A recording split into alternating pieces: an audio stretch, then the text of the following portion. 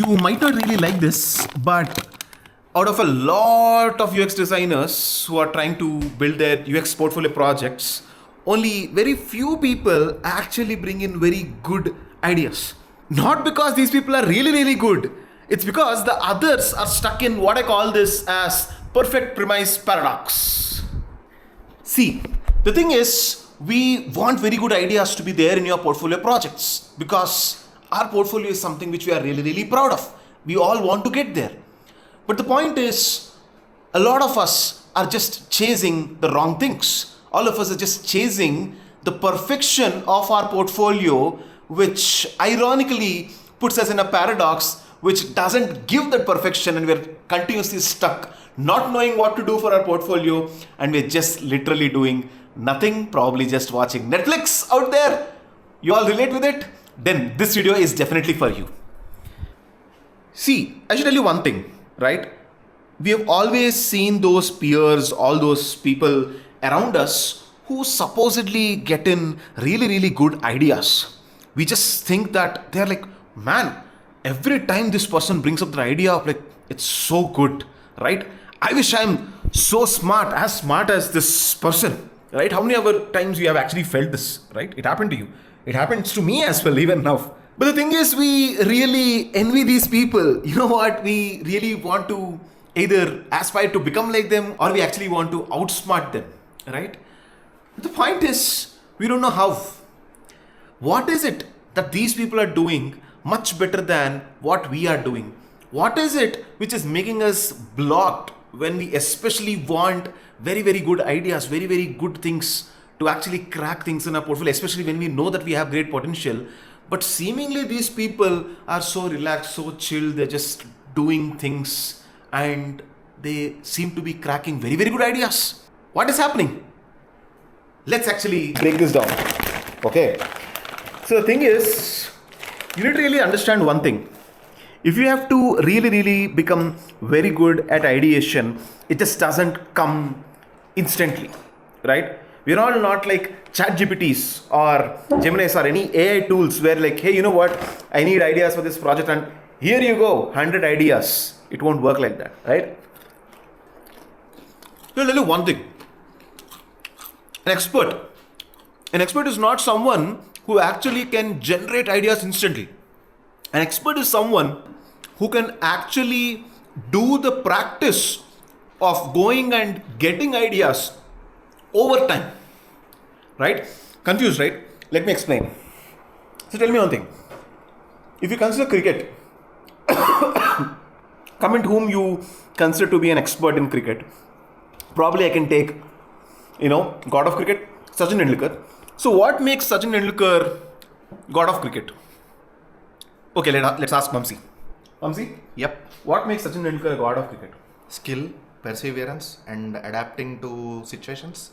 Okay, very interesting answer. Just like some textbook would give or some ChatGPT would give. But anyway.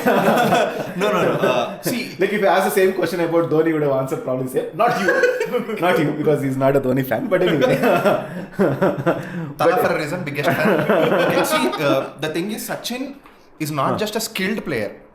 When he was put in some situation which was not experienced before, or when he was put in a situation where he was on the back foot, Sachin always or almost always found out a way where he can come out with flying colors.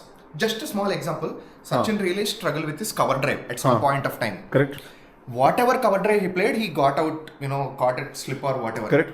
This happened in Australia, a place known for fast pitches. Correct. And what did Sachin do? He was on a back foot. Now, he swore to himself that he would not play any shot regarding to cover drive. Okay, perseverance. He's so practiced that he always knew how to, restrict himself from not doing what he loved the most. Okay, great. Right? And he scored 200 runs in that innings.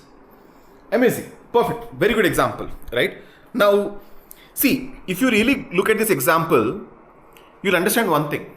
Sachin is not an expert because he knows how to hit a six every time a ball is thrown. Yes. Right? Because there are equal number of chances Sachin could have entirely gone out or things could not have worked. Sachin is an expert because he really knows how to utilize his situation to play the game very well. Play. What is the meaning of play? That means you're not really sure whether outcomes will exactly come the way you plan. Like, you're not very sure ideas will really come or not, but you are at it. You want to actually go and do things until you are very happy with whatever you wanted to do. Whether it is going to be really amazing ideas or not, what makes you an expert is your ability to stay at it. As long as you really want to think more about it, the passion which really comes for you when you really want to go and pursue that ideation. So I'll tell you in very simple words. All I'm saying is, you need to iterate. Iteration. What is the real spelling of iteration? Iteration. Iterate? Okay, whatever. British English, American English, maybe. Right? Yeah. So, the point is simple. What I'm trying to say is, you need to understand that there is no UX project, even if it is Don Norman, which literally comes with no ambiguity. If everything is literally solved, then there is no point of hiring a UX designer, right? You understand, right? Why are you required as an expert if everything is literally placed like open banana put in mouth, as Vamsi says, right? It doesn't make sense, right? You need to note on this point that ambiguity is given. You will have ambiguity in a project. That's how problems are. The expert, what this person does is, this person plays the game very well, that over time or over the time which they have in their hand, they'll be able to go towards clarity. They'll be able to take the ambiguity and they'll be able to drive towards clarity. They're not sure whether they'll actually get clarity or not. Got it. But they'll play the game in such a way that they'll go towards clarity. The experts whom we really see around who are like generating very good ideas and all, they're very good at playing this game. Because they're very good at playing this game, the probability of they coming to very good ideas because of these iterations is so high that we always feel like they're getting very good ideas. Yes. But it's absolutely true that even they get very bad ideas. It's just that they're trying it enough, much more than you can. They're just trying it enough that others actually give up. That's what they're trying to do. That's exactly what Sachin did, right? Yes, absolutely. Yeah. Right? Because Sachin had that perseverance to try doing that again and again, but others just gave up. Fuck!